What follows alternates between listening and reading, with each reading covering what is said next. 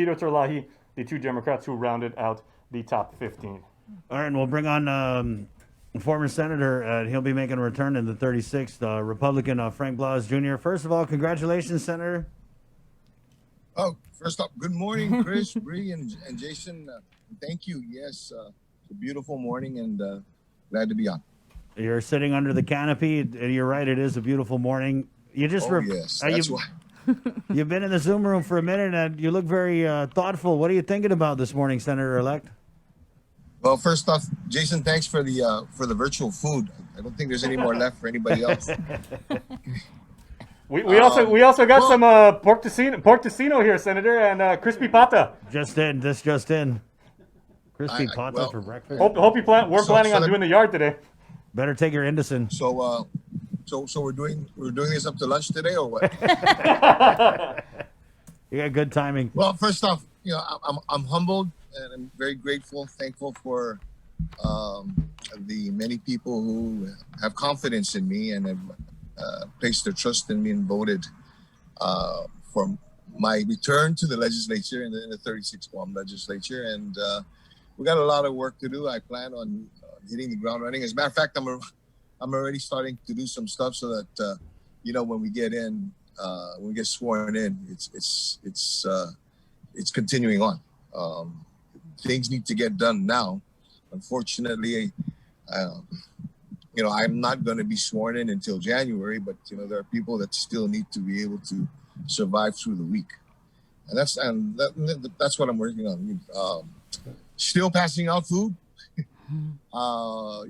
taking some calls, helping some people out, and trying to just get through this crisis that we're in, and then in the legislature work in a larger scale to see if we can get this economy back up and running and get our people back to working.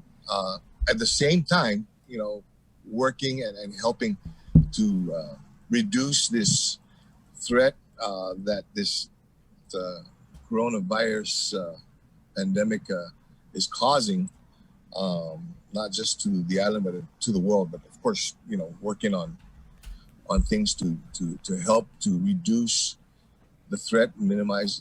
I cringe every time I see the reports of late of the numbers of positives and the numbers of deaths that we're experiencing here, and enough's enough. We got to stop.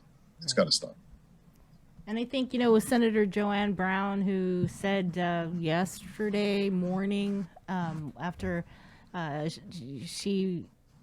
it was determined that she had also won a spot in the 36th Guam legislature, that, you guys don't need any training. You guys can get in there and start working from, 1 minute after, you take office. So congratulations, really. But, since, as you mentioned, the numbers continue to rise. People are continuing to pass away. What do you think should be done? Well, I think there should be more testing. And there are some processes that I'm hoping that as we speak, they're tightening up with tracing and the educational process. And along those lines, while we continue and while we let people who are positive, allow them to ride out their storm, for lack of a better term, at home.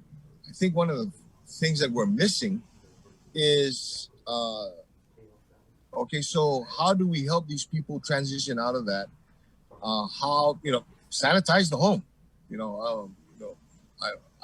I'm sure that there has been a number of cases where you've had an individual in a household that tested positive, and in many of the homes, you've got multi-generational homes, very limited space for one individual to quarantine amongst the midst the many others that live there.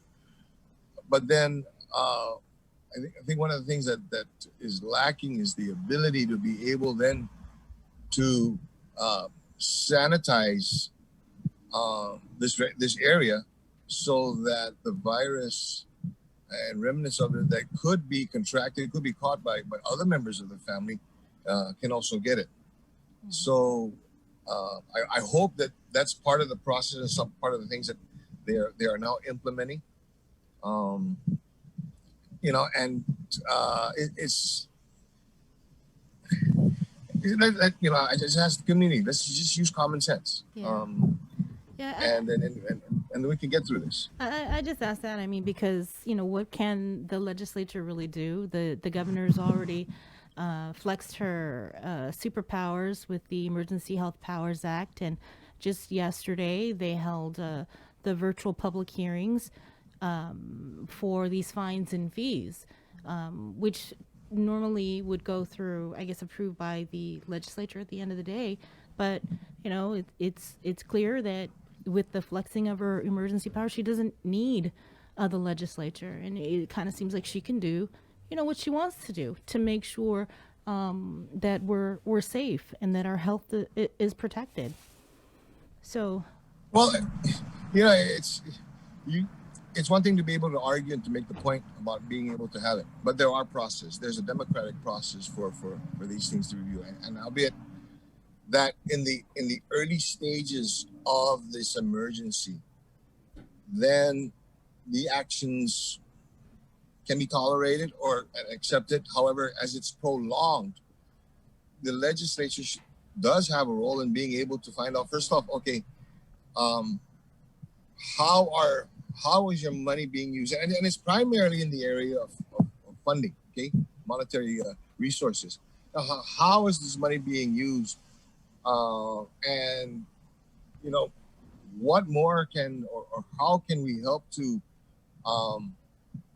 prepare for other things that may need to mitigate or to respond and mitigate and recover from this pandemic.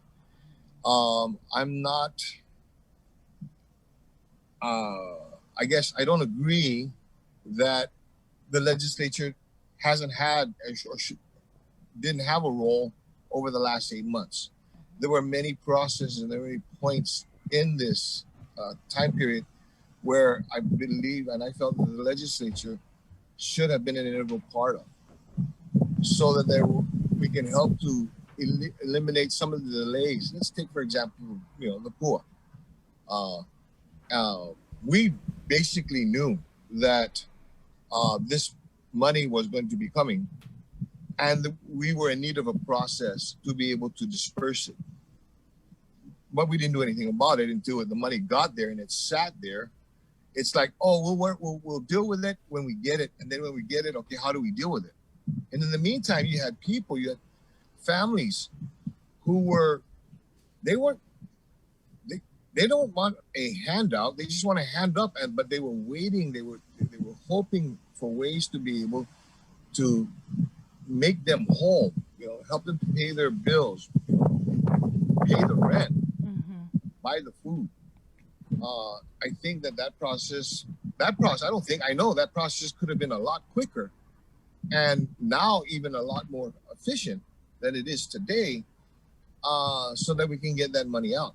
Yeah. And, kudos to the Department of Labor and the folks there that are trying to work on something that, first of all, they never had to work on before. So yes, they're going to be running into problems, but these were problems that we could have started to recognize and resolve before it got to this point. So that's one of those areas. Secondly, is in the area of emergency declaration. There comes a point in time when the legislature has got to find out, because remember, the legislature also represents the community in finding out, okay, what is this reason for? What do you intend to do? Right now everybody's in pins and needles. We don't know what public health is going to do once all of their fees and everything get passed. Then what after that? Okay, there's scares of people that are going to be that they're going to have the ability to be able to walk into people's backyards. I will tell you that if they decide to do that, former law enforcement, and I know full well as far as the legal process and stuff, you better have a warrant. But that said, is what will those processes be? Do we wait So we know now that there's going to be increased fines, but how are those fines going to be enforced, or how are they going to implement, that process? And those are the questions that the legislature should take part in, because when you start to infringe not just on the rights of people, but also you're going to suspend, for lack of a better term, the laws that exist in Guam. Wait a minute, hang on, no. We got to be very careful of that. Again, it's not to say that we don't recognize and we don't appreciate the need to be able to find some way to be able to mitigate this crisis, but you just can't arbitrarily says on Thursday today this is going to be the rule of the day. Oh well, you know what, through the night we figured that is not going to work, so tomorrow it's going to change. You can't live in a community like that. Senator, it's called rapidly evolving. Well, I know. I'm just looking forward to you engaging in this COVID response, considering the fact that you are a former Homeland Security advisor, like you said, you former police officer, and also I want to say that you also were involved with the crafting of one of the emergency response plans, which does include a pandemic response annex. So, congratulations. Thank you. And that's the frustration I have. I knew there was a plan. I wrote it. Okay. Maybe that's why they're not using it. They're like, oh, that's a Republican plan. Throw that, boy. Go put that in the shredder. But but Chris, along those lines, there was a process, and I know that process was being implemented. That through the years, there is a review process. You just can't let a plan, write up a plan, then put it on the shelf until it's actually needed. And in some cases, it may not be needed, and we hope is never needed. But we don't want it to collect cobwebs. So there was a mechanism there for a periodic and a regular review, which was being done. So, the plan, you know what? It may have somebody else's name on it. Good, that's fine. I don't care.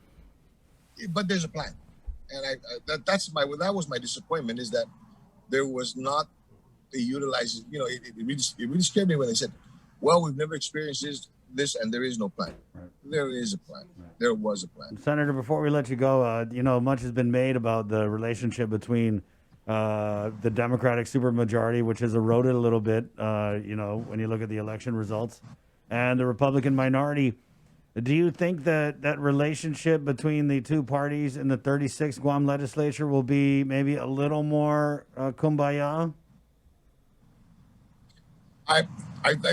I'm going in with the intent of being able to help the people. I'm going in with the intent and with the recognition that I've got 14 other colleagues that I need to work with. The